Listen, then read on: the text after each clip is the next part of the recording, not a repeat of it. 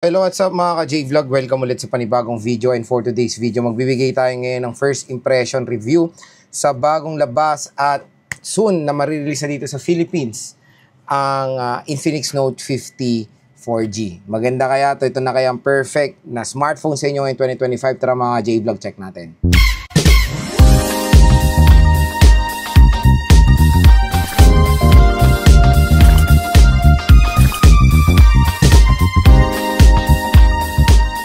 Mga J-Vlog, may bagong labas nga na Infinix Note series ngayon. So, ang Note 50 series lineup ay lalabas na soon dito sa Philippines at available na nga to sa official store nila sa online. Pero, available pa lang siya or nakikita nyo pa lang. Iba yung price niya pa dito, so hindi nyo pa siya pwedeng orderin. Try natin, Infinix. Ayan, meron na siya dito, Note 50 series. Soon to marirelease dito sa Philippines mga J-Vlog. Meron tayong Note 50 Pro Plus, Note 50 Pro 5G at Infinix Note 50 4G.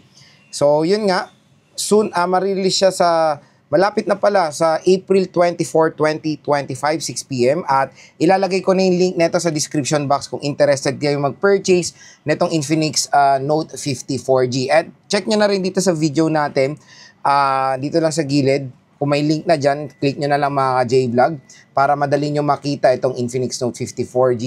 Add to cart nyo na yan dahil napakamura lang netong smartphone na to. Matic pag binili nyo sa online. Pero ang SRP niya, medyo wala pang masyadong announcement Ang ano natin dito is yung 8GB 256 niya, naglalaro sa around 10,000 pesos siguro ang SRP. Again, pag binili nyo to ng launch date, there's a possibility na mas mababa nyo makukuha ang Infinix Note 50 4G. At yun nga, meron siyang 12GB 256 na siguro nasa around 11 to 12,000 pesos.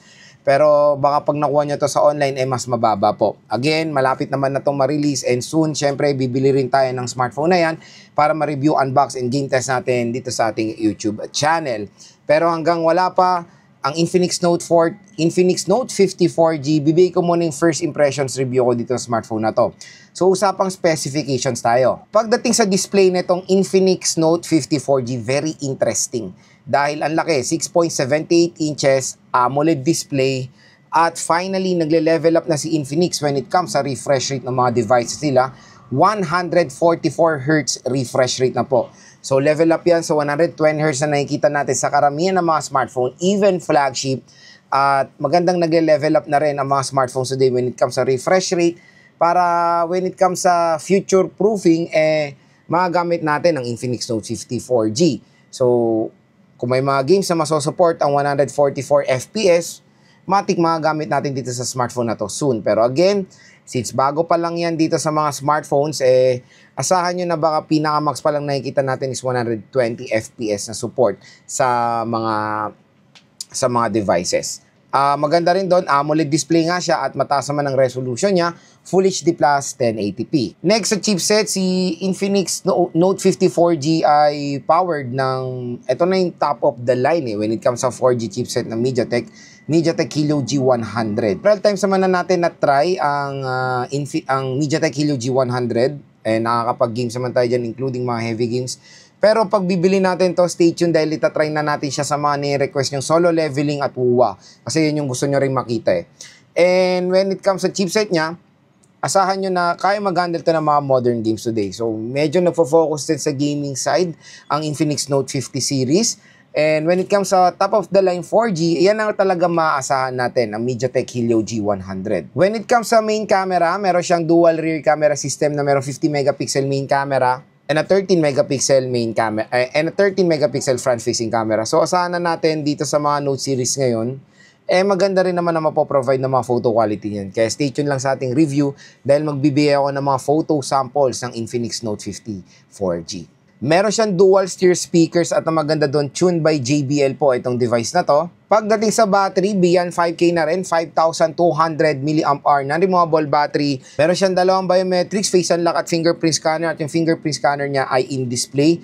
At meron tong ingress protection 64 or IP rating 64, water and dust resistant. So yun mga ka-J-Vlog, na nalaman nyo yung possible price, saan makakabili or availability and specifications ng Infinix Note 50 4G. Next dito tayo sa kanyang Next, i-share ko sa inyo yung first impressions ko sa device na to. Number 1 is sa kanyang display. So, overall display, maganda naman, malaki, AMOLED, mataas naman ang resolution, Full HD plus 1080p, and nakakatuwa nga rin na nakakita na rin tayo or nawi-witness na rin natin ang mataas sa refresh rate sa mga devices today.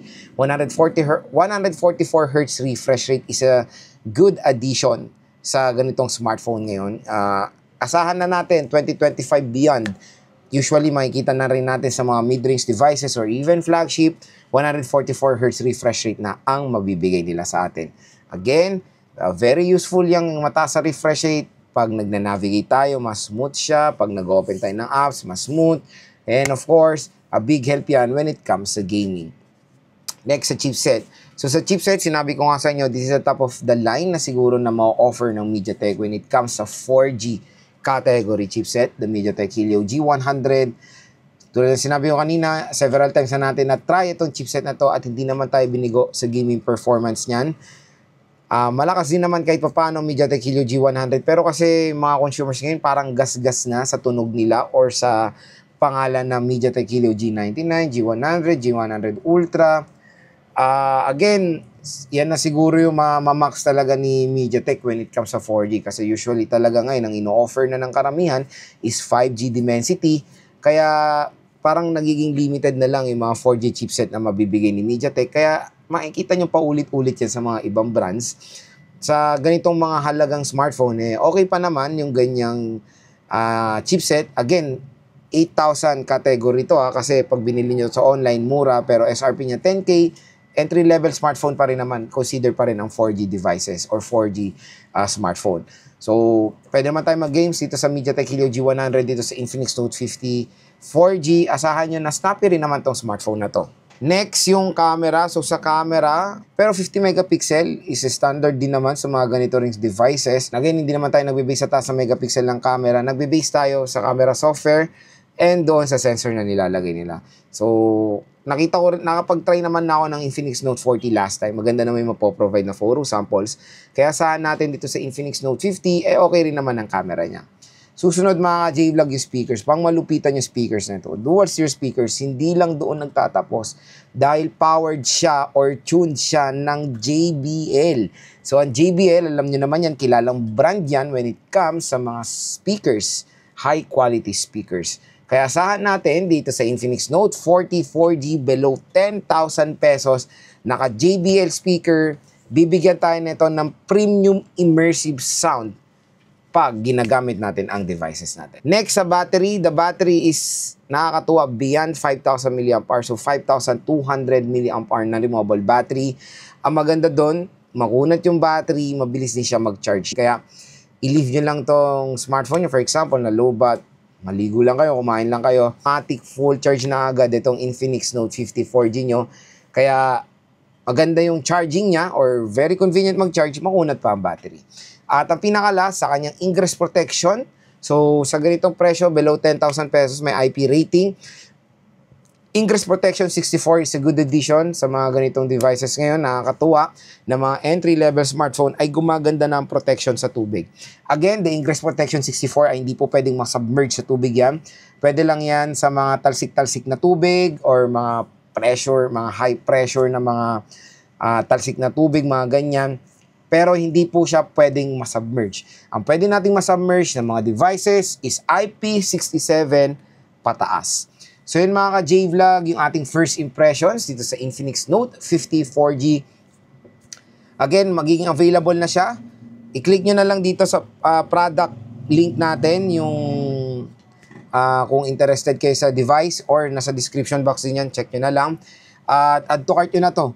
Matik, ang dami, magaganda rin yung freebies na makukuha nyo pag launch date ng Infinix, tapos mas mura pa siya sa kanyang SRP.